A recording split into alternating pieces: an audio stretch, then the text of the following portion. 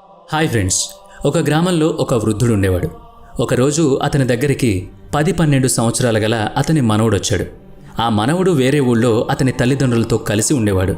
ఆ మనవడితో కలిసి ఆ వృద్ధుడు ఆడుతూ పాడుతూ బయటికి తీసుకువెళుతూ ఉన్నాడు. ఒకరోజు ఆ పిల్లాడు ఆ వృద్ధుడితో, తాత, పెద్దయిన తర్వాత నేను చాలా గొప్పవాడిని అవుతాను, కానీ ఎలా అవ్వాలి? నేను సక్సెస్ఫుల్గా ఉండాలి అంటే ఏం చెయ్యాలి అని అడిగాడు. అందుకు ఆ వృద్ధుడు ఒక చిరునవ్వు నవ్వి ఆ బాలుణ్ణి ఒక నర్సరీ దగ్గరికి తీసుకువెళ్ళాడు. ఆ నర్సరీలో ఒక 2 చిన్న చిన్న మొక్కలను కొని ఇంటికి తీసుకొచ్చాడు. అందులో ఒకదాన్ని తొట్టిలో పెట్టి ఇంటి లోపల ఉంచాడు. ఇంటి బయట మట్టిలో మరొక దాన్ని పాతిపెట్టాడు. మళ్ళీ ఆ బాలుడు అదే ప్రశ్న అడిగాడు.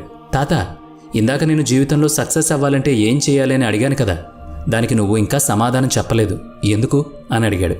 అందుకు ఆ వృద్ధుడు, ఇప్పుడు మనం ఈ 2 మొక్కలను నాటాం కదా, వాటిలో ఏది బాగా పెరుగుతుందనుకుంటున్నావు, సమాధానం చెప్పు అని అడిగాడు. అందుకు ఆ పిల్లాడు కొంచెం సేపు ఆలోచించి, ఇందులో చెప్పడానికి ఏముంది తాత, ఇంట్లో పెట్టింది త్వరగా పెరుగుతుంది, బాగా పెరుగుతుంది. ఎందుకంటే ఇంట్లో మనం చాలా జాగ్రత్తగా దాన్ని కాపలా కాస్తాం, జాగ్రత్తగా చూసుకుంటాం. కానీ బయట పెట్టిన దానికి పెరగడం కష్టం. ఎక్కువ సూర్యరశ్మి, వర్షం, చలి ఇలా అనేక రకాలైన ఇబ్బందులతో పెరుగుతుంది. బయట తిరిగే జంతువులు కూడా ఆ మొక్కని తినేయొచ్చు కదా, అంతే కదా అని అంటాడు.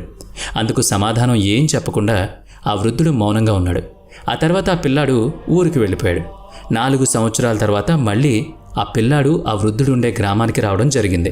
కొన్ని మాటల మధ్యలోనే ఆ పిల్లాడు మళ్ళీ తాతగారిని, తాత, పోయినసారి వచ్చినప్పుడు నేను నిన్ను జీవితంలో సక్సెస్ అవ్వాలి అంటే ఏం చేయాలి, ఎలా ఉండాలి అని అడిగాను, కానీ అందుకు నువ్వు సమాధానమే చెప్పలేదు, ఇప్పుడైనా చెప్తావా అని అడిగాడు.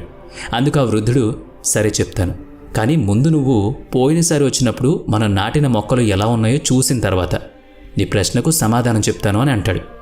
సరే అన్నాడు మనవడు. ఇద్దరూ కలిసి ముందుగా ఇంట్లో నాటిన మొక్క దగ్గరకు వెళ్తారు. వాళ్ళు నాటినప్పుడు చాలా చిన్నగా ఉన్న ఆ మొక్క ఇప్పుడు కొంచెం పెరిగి పెద్దయింది. అది చూసి చాలా సంతోషించాడు మనవడు. ఆ తర్వాత వారిద్దరూ కలిసి బయట నాటిన మొక్క దగ్గరకు వెళ్ళారు. అది చాలా పెద్ద వృక్షంగా మారిపోయింది. పెద్ద పెద్ద కాండాలతో, పెద్ద పెద్ద ఆకులతో, పూలతో, పండ్లతో భూమి లోపలికి చొచ్చుకుని పోయి వేర్లతో చాలా బలంగా, దృఢంగా ఉంది. అది చూసి ఆశ్చర్యపోయాడు మనవడు. తాత వైపు తిరిగి, తాత, ఇదేంటి, నేను అనుకున్న దానికి పూర్తిగా వ్యతిరేకంగా జరిగింది. ఇంట్లో ఉన్న మొక్క కొంచెం మాత్రమే పెరిగితే ఈ మొక్క ఏంటి ఇంత పెద్దదైపోయింది, ఇంతలా ఎలా పెరిగిపోయింది?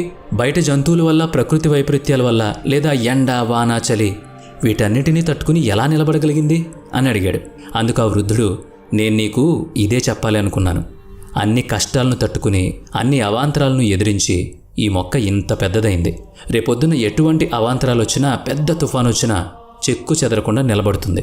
నీళ్లు పోసినా పోయకపోయినా కొంతకాలం వరకు ఖచ్చితంగా అలాగే నిటారుగా తన కాండం మీద తాను నిలబడుతుంది. నలుగురికి ఆశ్చర్యం కూడా ఇస్తుంది.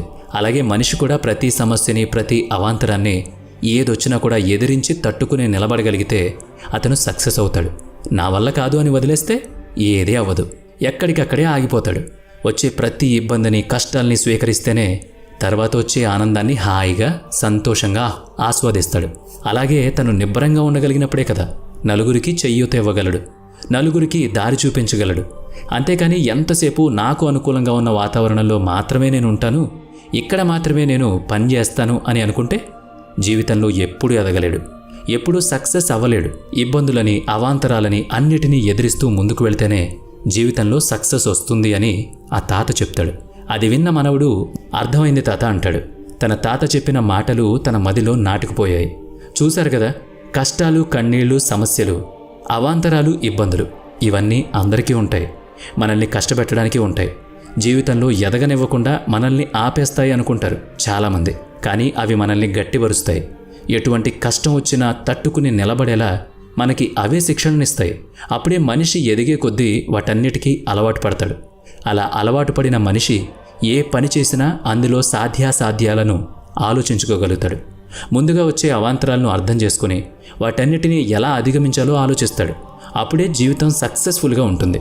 నలుగురికి మార్గదర్శిగా త్రోవ చూపుతాడు.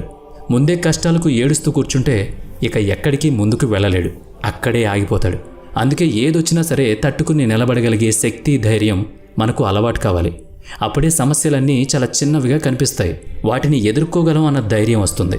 వచ్చే కష్టాలకు, సమస్యలకు ఎప్పుడూ సిద్ధంగా ఉండాలి, పారిపోకూడదు. అప్పుడే పెద్ద సమస్యలైనా చిన్నవిగా కనిపిస్తాయి. మనసు తేలిగ్గా ఉంటుంది. మనిషి తలచుకుంటే సాధించలేనిది ఏదీ లేదు, ఇది మాత్రం జీవితంలో ఎప్పుడూ మర్చిపోవద్దు.